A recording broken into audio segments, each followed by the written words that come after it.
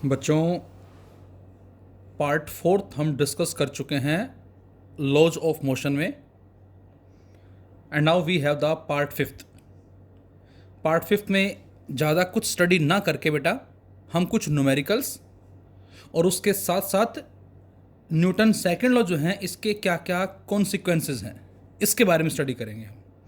What are the consequences of Newton's second law of motion. तो ये केवल आपको नॉलेज पॉइंट ऑफ व्यू से याद रखना है। एक दो पॉइंट्स मिलेंगे इसमें हमें जो हमें केवल नॉलेज पॉइंट ऑफ व्यू से याद रखने हैं। जनरली एग्जाम में ये पूछा नहीं जाता, तो केवल ये हमारा जो आज का वीडियो है ये एक थोड़ा सा नॉलेज पॉइंट ऑफ व्यू से है। इनर्शियल मास का कॉन्सेप्ट जो है वो हमसे क्या कहता है। हाँ, न्यूमेरिकल्स की जो हम बात करेंगे वो थोड़ा सा आपको नोट डाउन भी करना है। तो जैसा बच्चों हम पढ़ चुके हैं न्यूटन के सेकंड लॉ में, और जहाँ से बेटा हमें रिजल्ट मिला था F equal to M A, that is F vector equal to M into A vector. अब जो हमने न्यूटन के फर्स्ट लॉ में बात की थी कि कोई भी बॉडी यदि रेस्ट में है तो वो रेस्ट में ही रहेगी, और यदि वो मोशन में है अलोंग ए स्ट्रेट लाइन तो वो उसी मोशन में रहेगी, वो खुद ब खुद अपनी पोजीशन को चेंज नहीं करेगी। N external force must be required. हमें हर कंडीशन में एक एक्सटर्नल फोर्स चाहिए उसकी स्टेट को चेंज करने के लिए। रेस्ट से मोशन में खुद ब खुद नहीं आएगी, मोशन से रेस्ट में खुद ब खुद नहीं आएगी, और वो अपनी डायरेक्शन को भी अपने आप चेंज नहीं करेगी। तो यहां से पॉइंट नंबर फर्स्ट हमसे क्या कहता है, no force is required to move the body uniformly along a straight line. हमें कोई फोर्स नहीं चाहिए to move the body uniformly along a straight line. बच्चों, मैं आपसे कहता हूं फोर्स जीरो है। अब यदि फोर्स जीरो है तो बेटा इस फोर्स को हम जीरो जब यहां पुट करते हैं तो हमें मिलता है mass into acceleration, means in दोनों का प्रोडक्ट, दैट इज जीरो। अब फोर्स जीरो है इसका मतलब m इंटू ए जीरो है। अब बच्चों इस बात के दो मीनिंग होंगे, ये बात आपको याद रखनी है। इसको ट्वेल्थ में भी हम काफ़ी जगह यूज़ करेंगे। जब भी आपसे कहा जाए कि बच्चों फोर्स जीरो है, that is external force, what does it mean, इसका मतलब क्या होगा। तो आपका पहला आंसर क्या होगा बेटा, एम ए जीरो। अब बच्चों मास तो जीरो होगा नहीं क्योंकि स्केलर क्वांटिटी है, एक्सेलरेशन इज जीरो। और बेटा एक्सेलरेशन जीरो है इस बात के दो मतलब हैं। क्या, first either the object is at rest, या तो बच्चों ऑब्जेक्ट किस में है, रेस्ट में है। और दूसरा मीनिंग एक्सेलरेशन जीरो का वेलोसिटी कांस्टेंट, और we can say the object moving with a constant velocity. बच्चों वेलोसिटी कांस्टेंट है इस बात का मीनिंग क्या होगा बेटा, तो आंसर है ना तो मैग्नीट्यूड चेंज हो रहा है और ना ही डायरेक्शन चेंज हो रही है, और ऐसे पाथ को हम बोलते हैं स्ट्रेट लाइन पाथ। तो ये दो मीनिंग आपको याद रखने हैं। जब भी मैं आपसे कहूं कि नेट फोर्स जीरो है, एक्सटर्नल फोर्स जीरो है, तो इस बात का मतलब होगा एम ए जीरो। अब एम ए जीरो तो एम तो जीरो होगा नहीं, ए जीरो है। और बच्चों एक्सेलरेशन दो ही कंडीशन में जीरो है, या तो पार्टिकल या ऑब्जेक्ट रेस्ट में है, या वो एक कांस्टेंट वेलोसिटी से ट्रेवल कर रहा है। और वेलोसिटी कांस्टेंट का मतलब ना तो मैग्नीट्यूड चेंज हो रहा है और ना ही डायरेक्शन चेंज हो रही है। तो this is only and only motion along a straight line, ये इसका मतलब होगा। This is the point number first. Point number second, that is inertial mass. जो हमने इनर्शिया की बात की थी कि इनर्शिया जो है कुछ और ना होके मास ही मेजर करता है। मास का जो रोल होगा उसी को ही बेटा हमने इनर्शिया का नाम दिया था। कैसे, तो बच्चों इसको समझने के लिए बेटा हमने दो ऑब्जेक्ट कंसिडर किए जिनका मासेस अलग अलग है, से m1 एंड m2, और दोनों पे हमने क्या किया, सेम फोर्स अप्लाई किया, दैट इज एक्सटर्नल फोर्स। तो बच्चों जब दोनों पे सेम फोर्स अप्लाई करेंगे तो दोनों क्या करेंगे, एक्सेलरेट करेंगे। सपोज इसका एक्सेलरेशन बेटा है कितना, a1, और इसका एक्सेलरेशन कितना बच्चों, सपोज a2, और फोर्स हमने दोनों पे सेम अप्लाई किया है। तो अब हम लिख सकते हैं F1 that is equal to F which is equal to m1 a1, and F2 which is also equal to F and which is equal to M2A2. Since the forces acting on different masses objects will be same, ये दोनों same है बेटा। अब यदि दोनों force same है, इस बात का मतलब होगा बच्चों M1A1 equal to M2A2, M1A1 equal to M2A2। और बेटा यहां से A1 अपॉन A2 आ जाएगा M2 अपॉन में M1। और इस बात का मतलब क्या है? इस बात का मतलब है बच्चों एक्सेलरेशन जो बेटा वो इन्वर्सली किसके है? मास के है। इट मीन्स जिसका मास कम होगा उसका एक्सेलरेशन ज़्यादा होगा, और जिसका मास ज़्यादा है उसका एक्सेलरेशन कम होगा। ये इस बात का मतलब होगा। लेकिन कब है ये? जब हमने फोर्स सेम अप्लाई की है दोनों पे। सो M1 is less than M2, so A1 is greater than A2। Smaller acceleration produced in the heavier body. So we can say the mass of body gives the measure of resistance.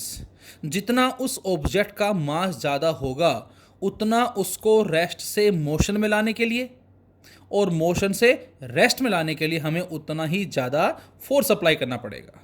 ये इस बात का मतलब है। So mass of the body gives the measure of resistance, और we can say the opposition to given force that tends to change the velocity. और यदि मैं आपसे कहता हूं बच्चों एक्सेलरेशन इज 1 यूनिटी, तो इस केस में बेटा m जो है वो f के बराबर आ जाएगा। सो हम यहां से कह सकते हैं क्या कि जो इनर्शियल मास है वो कुछ और ना हो के वो क्या है? Force required to produce a unit acceleration. किसी भी बॉडी में यूनिट एक्सेलरेशन प्रोवाइड करने के लिए हमें कितना फोर्स उस पर अप्लाई करना पड़ेगा, उसी को ही हमने कॉन्सेप्ट को ही हमने बेटा इनर्शियल मास का नाम दिया है। So this m equal to f, और we can say this mi where mi denotes inertial mass. Hence inertial mass of a body is the force required to produce unit acceleration in a body. तो ये हमारी एक definition आती है about inertial मास, कि हमें कितना फोर्स अप्लाई करना पड़ेगा किसी बॉडी पे जिस पे हम चाह रहे हैं एक यूनिट एक्सेलरेशन प्रोड्यूस हो। पॉइंट नंबर 3 जो हमने पढ़ा था बेटा न्यूटन के सेकंड लॉ से F इक्वल टू dp/dt, और वहां से हमने P को m इंटू वी से रिप्लेस किया था बच्चों, और फिर हमें आंसर मिला था बेटा m इंटू dv/dt, जिसमें dv/dt is the change in velocity with respect to time. बच्चों यदि हमें dv पता लग जाए चेंज इन वेलोसिटी टाइम के रेस्पेक्ट में, और यदि बेटा हमें मास की वैल्यू भी गिवन है, तो हम इजीली उस बॉडी पे जो फोर्स अप्लाई हो रहा है उसकी वैल्यू को फाइंड आउट कर सकते हैं। So we can say by knowing mass of body and measuring the change in velocity in a particular time dt, we can find out the force applied on the body easily. तो इसकी help से बेटा हम force की value को find out कर सकते हैं। जैसा कि मैंने बताया था आपको, न्यूटन का फर्स्ट लॉ जो डिफाइन करता है फोर्स को, सेकंड मेजर करता है, और third deals with the nature of force. तो यहाँ से हम फोर्स को मेजर भी कर सकते हैं न्यूटन के सेकंड लॉ के बिहाफ पे। और ये हमने बात कर ली थी हमारी ऑनलाइन क्लास के अंदर बेटा, कि जो वेक्टर फॉर्म होगा फोर्स का वो इस फॉर्म में लिखेंगे इसको हम, F vector equal to m into A vector, where F vector is fxi plus fij plus fzk equal to m into A vector that is axi plus ayj plus azk। और इस m को अंदर multiply कर दे बेटा तो हमें मिलेगा m into axi cap plus m into ayj cap plus m into azk cap. और in other words we can say F equal to dp/dt, जो हमने कल पढ़ा था बेटा, क्या पढ़ा था कि F वेक्टर जो है एक्चुअल में किसके बराबर है? dp/dt where p is the p vector. तो इस p को हम लिख सकते हैं pxi plus pyj plus pzk। तो ये बेटा इस तरह से भी लिखा जा सकता है। और अब यदि हम दोनों तरफ से i कैप जे कैप और के कैप के कोफिशिएंट्स को कंपेयर करते हैं बच्चों, तो हमें मिलता है F X equal to M A X, और we can say D P X by D T, F Y equal to M A Y, और we can say D P Y by D T, F Z equal to M A Z, और we can say D P Z by D T. तो this is the point number 4th. इसी category में students we have the point number 5th, that is accelerated motion of a body is due to the external force. ये भी हम बात कर चुके हैं पहले बेटा कि जब भी कभी एक्सेलेरेशन की बात आती है या ये कहें रिटार्डेशन की बात आती है, तो वहाँ जो फोर्स काम करता है वो इंटरनल नहीं होता, वो केवल एक्सटर्नल होता है. So the accelerated motion of a body is always due to an external force. वो हमेशा एक्सटर्नल फोर्स के बिहाव पे होगा. And it occurs because of the following ways. और ये किस किस तरह से हो सकता है, ये इसकी पॉसिबिलिटीज कह सकते हैं बेटा हम. तो possibility number 1, speed of body में चेंज. भाई एक्सेलरेशन का मतलब क्या है? वेलोसिटी में चेंज आना. और वेलोसिटी जो कि एक बच्चों वेक्टर क्वांटिटी है, जो हमने काइनेमेटिक्स में स्टडी किया था. जब भी वेलोसिटी चेंज होगी उस मोशन को हम एक्सेलरेटेड मोशन का नाम देंगे. अब हमने बात की थी कि वेलोसिटी एक वेक्टर क्वांटिटी है, और वेक्टर क्वांटिटी वो होती है बेटा जिनका मैग्नीट्यूड भी है एज वेल एज डायरेक्शन है. अब वेलोसिटी चेंज कब होगी? तो आंसर है जब मैग्नीट्यूड चेंज हो, डायरेक्शन चेंज ना हो. नंबर 2, डायरेक्शन चेंज हो, मैग्नीट्यूड चेंज ना हो. नंबर 3, दोनों चेंज हो. तो हर वो मोशन एक्सेलरेटेड मोशन कहलाएगा जिसमें बेटा वेलोसिटी चेंज होगी, और इस बात का मतलब होगा मैग्नीट्यूड चेंज हो, डायरेक्शन चेंज ना हो. सेकंड, डायरेक्शन चेंज हो, मैग्नीट्यूड चेंज ना हो. और थर्ड, दोनों चेंज हो. तो वही बात हमने यहाँ लिखी है फिर से, जो ऑलरेडी हम अच्छे से डिस्कस कर चुके हैं with the effect of sound. जो मैंने डिफरेंट तरह से साउंड इमिट किया था, आपने सुना था. एक बार साउंड की इंटेंसिटी इंक्रीजिंग ऑर्डर में, सेकंड केस में सेम रही थी, कांस्टेंट रही थी. तो उसके हिसाब से आप अंदाज़ा लगा सकते हैं इस बात का. So first one is speed of body में चेंज, मीन्स मैग्नीट्यूड चेंज हो रहा है.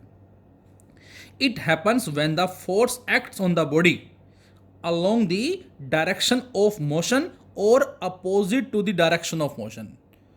बच्चों डायरेक्शन ऑफ मोशन के कॉरस्पॉन्डिंग यदि फोर्स अप्लाई करते हैं, अब वो उसके अलोंग भी हो सकता है और उसके अपोजिट भी हो सकता है, क्योंकि एक्सटर्नल फोर्स तो मूव करवा रहा है, लेकिन उसके मोशन को फ्रिक्शनल फोर्स अपोज करता है बच्चों, ये भी एक्सटर्नल फोर्स ही है.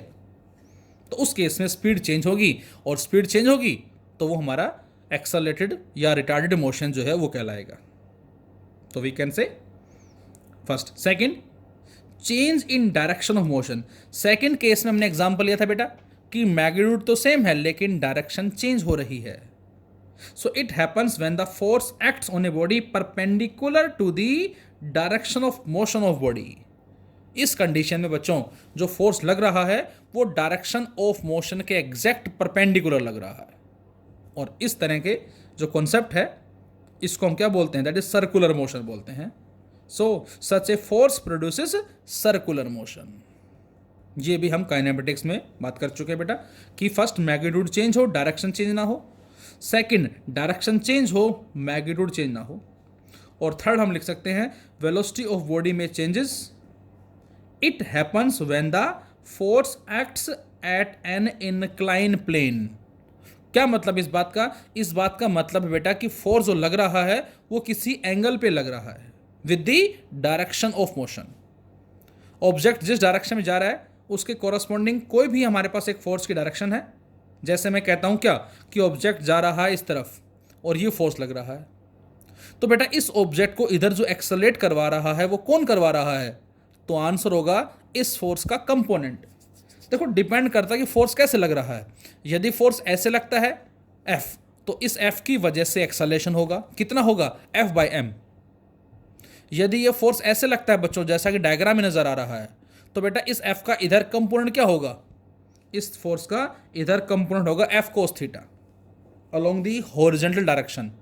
तो इस बार एक्सेलरेशन क्या लिखेंगे हम? A equal to F cos theta by m. जबकि परपेंडिकुलर कंपोनेंट बच्चों क्या करता है, ये डायरेक्शन को चेंज करता है। अभी जरा क्वेश्चन भी लेते हैं इस पे बेस्ड हम। So these are the consequences of Newton second law of motion. अब जरा एक सिंपल क्वेश्चन से शुरुआत करते हैं हम। तो क्वेश्चन हमें दे रखा है, सपोज करें मैं आपसे कहता हूं कि बेटा हमें फोर्स की इक्वेशन दे रखी, कोई भी हमने मान लिया से 10I, that is 10I minus 6J and plus में 8K and this force is in newton. और ये फोर्स किसी बॉडी में एक्सेलरेशन प्रोड्यूस कर रहा है कितना, सपोज A हमने मान लिया 1 metre per second square. A force 10I minus 6J plus 8K Newton produces an acceleration of 1 meter per second square in a body of mass m, then calculate the value of m। तो बच्चों हम इस case में हमें उस m की value ही calculate करनी है। अब बेटा यहां से फोर्स दे रखा है और एक्सेलरेशन दे रखा है, लेकिन फोर्स बच्चों हमें वेक्टर फॉर्म में दे रखा है। मैं आपसे कहूं कि बेटा इस फोर्स का बताएं जो मैग्नीट्यूड है वो कैसे निकालेंगे आप, तो कल मैंने आपको बताया था ऑनलाइन क्लास में। तो ये हमारा मेथड क्या होता है जो हम वेक्टर अलजेब्रा में स्टडी कर चुके हैं। Coefficient of I cap that is 10 का square plus coefficient of J cap that is -6 का स्क्वायर प्लस कोफिशिएंट ऑफ के कैप और इस सारे का स्क्वायर। इसको आप सोल्व कर लेंगे, दैट इज 100 ये आ जाएगा एंड 36 ये आ जाएगा, 64 100 प्लस 100 कितना आ गया, दैट इज 200। तो ये आ गया बेटा √200 न्यूटन। और यदि मैं आपसे कहूं कि इसको हम रूट से बाहर निकालें तो आई थिंक ये बन जाएगा कितना, 200 का कितना बनेगा, स्क्वायर रूट लेंगे तो हम आई थिंक 14 पॉइंट समथिंग आ जाएगा, 14.14। हाँ ठीक है, तो ये बच्चों हमारा 14.14 न्यूटन के अप्रोक्सीमेट आ जाएगा। This is F. और ए हमें गिवन है कितना, 1 मीटर पर सेकेंड स्क्वायर। अब आप डायरेक्ट यूज कर सकते हैं F equal to M A, then M equal to F by A, दोनों को डिवाइड कर देंगे हम। तो यहाँ से बेटा जो मास आएगा हमारा वो आ जाएगा F by a and which is equal to 14.14 kilogram. ये हमारा इसका आंसर आ जाएगा। और देखें जरा क्वेश्चन, नेक्स्ट ले लेते हैं जरा क्वेश्चन। आपसे कह रहा है सपोज कोई फोर्स हम मान लेते हैं से 5 न्यूटन। नेक्स्ट हमारे पास है, हमने माना एक फोर्स 5 न्यूटन और मास ले लेते हैं क्या, मान लेते हैं इसके अंदर हम m1 मान लेते हैं। कोई फोर्स है जो लग रहा है किसी मास m1 पे और उसकी वजह से जो एक्सेलरेशन प्रोड्यूस हो रहा है वो हमने मान लिया, सपोज करो 8 मान लेते हैं, 8 metre per second square. A force 5 Newton acts on a body having mass m1 produces an acceleration of 8 meter per second square and mass m2। और अब हमने इसी फोर्स को दूसरे मास पे अप्लाई किया, m2 produces an acceleration, और उसमें जो एक्सेलरेशन प्रोड्यूस हो रहा है बेटा ये हमने मान लिया suppose 24 metre per second square. What acceleration would it give if both the masses are joined together? अब आपसे कह रहा है कि अब बताओ दोनों का एक्सेलरेशन क्या होगा उसी सेम फोर्स से यदि दोनों एक साथ चिपक के चलना स्टार्ट करें उसी फोर्स से। मतलब ये ऑब्जेक्ट है जिसका मास m1 है, इस पे फोर्स लगा 5 न्यूटन और इसमें एक्सेलरेशन आया कितना बेटा 8। अब आप खुद बताएं यहाँ से आप क्या निकाल सकते हैं इन तीनों से, इन दोनों की हेल्प से बच्चों आप मास निकाल लेंगे। m1 कितना आ जाएगा, f बराबर ma, then m is equal to f by a1। Force कितना बेटा 5, a कितना है 8, तो मास कितना आ गया 5 बाई 8 किलोग्राम। यही फोर्स किसी दूसरी बॉडी में जिसका मास m2 है इतना एक्सेलरेशन प्रोड्यूस कर रहा है, तो इसका मतलब सेकंड मास कितना है बेटा, same formula f by a2। f कितना है 5 है बोलो, और a2 कितना है 24, तो सेकंड मास कितना आ गया 5/24। अब थर्ड केस में क्या कह रहा है कि दोनों मास अटैच हैं, तो इसका मतलब दोनों मास अटैच हैं तो इसको आप एक सिंगल बॉडी माने, और यदि सिंगल बॉडी मानेंगे तो बेटा इसका नेट मास कितना होगा, दोनों के मासेस का सम। अब बताना है इसका एक्सेलरेशन कितना होगा। सपोज इसको A3 मान लूं और उसी फोर्स से पूछा है what is the acceleration produce by it या बाय दिस फोर्स, ऐसे भी हम कह सकते हैं when both are joining together. तो अब क्या लिखेंगे, F बराबर m a, m net into A3 बोल देते हैं इसको हम। तो यहां से A3 आ जाएगा बच्चों F बाय एम नेट, और एम नेट का मतलब M1 प्लस M2। F कितना है बेटा 5 और M1 प्लस M2, तो 5/8 प्लस में 5/24, इसको एड अप करो आप तो कितना आ जाएगा 5/8 प्लस 5/24, एलसीएम 24 आ जाएगा, 8 × 24 15 प्लस 5 दैट इज 20/24 ये आ जाएगा हमारा। तो यहाँ से A3 की वैल्यू आ जाएगी बच्चों 5 अपॉन में 20/24 ऊपर चला जाएगा, और ये काट दो अब आप, 5 × 20 और 4 × 6, तो इसका मतलब A3 की वैल्यू बच्चों कितनी आ गई, that is 6 metre per second square. इस तरह के क्वेश्चन हम एग्जाम में भी डालते हैं। तो इसका हमारा जो आंसर है वो कितना आ जाएगा बेटा, दैट इज 6 जो है ये हम इसमें कह सकते हैं। अच्छा, इसी में ही आपसे कहा जाए और रहते जरा क्वेश्चन इसमें ले लेते हैं जरा हम कोई ये ले लेते हैं। ए फोर्स मान लिया हमने को सपोज 50 न्यूटन है, ए फोर्स से 50 न्यूटन ये हमने मान लिया। इंक्लाइन टू द, सपोज ले लेते हैं vertical, a force 50 newton incline to the vertical, और थीटा मान लेते हैं सपोज 30 डिग्री ले लेते हैं जरा।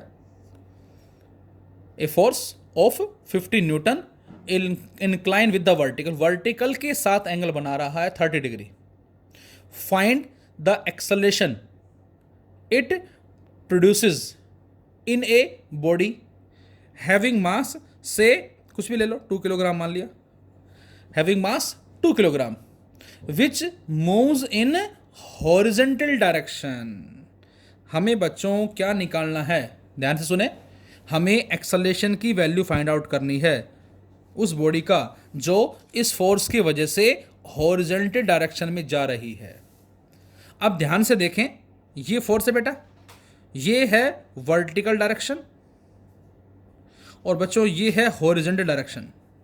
अब आप ये बताएं ध्यान से कि इस बॉडी में जो हॉरिजेंटल डायरेक्शन में जो फोर्स लग रहा है वो कितना लग रहा है।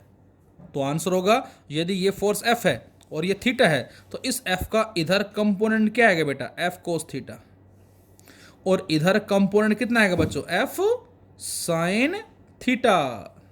अब F साइन थीटा आ गया हॉरिजेंटल फोर्स, कितना आ गया F is 50 into sine theta, theta is 30, sine 30 1/2, 50/2 that is 25 newton. तो हॉरिजेंटल डायरेक्शन में बच्चों जो फोर्स आया 25 न्यूटन आया, मास हमें 2 दे ही रखा है, and we have to find out the acceleration. अब आप एक्सेलरेशन को इजीली फाइंड आउट कर सकते हैं, कितना आएगा ये बताएं। तो F बराबर m A, then A equal to F by m, F 25 M2, तो 25/2 that is 12.5 metre per second square जी हम बोल सकते हैं। तो ये हमारा इसका आंसर आ जाएगा। और देखें जरा, हमने मान लिया एक ब्लॉक ले लेते हैं, a block of metal weighing 2 kilogram,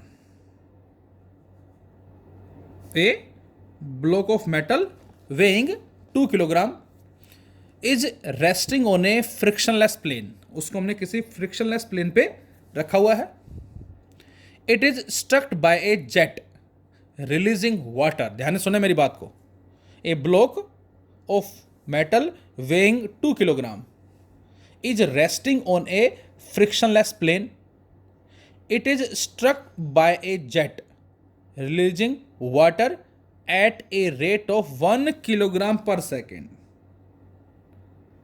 अब ये हमें एक रेट दे रखा है और इस रेट से आपको अंदाज़ा शायद लग गया होगा बेटा कि ये जो वैल्यू है किलोग्राम ये मास की है और पर सेकंड टाइम है।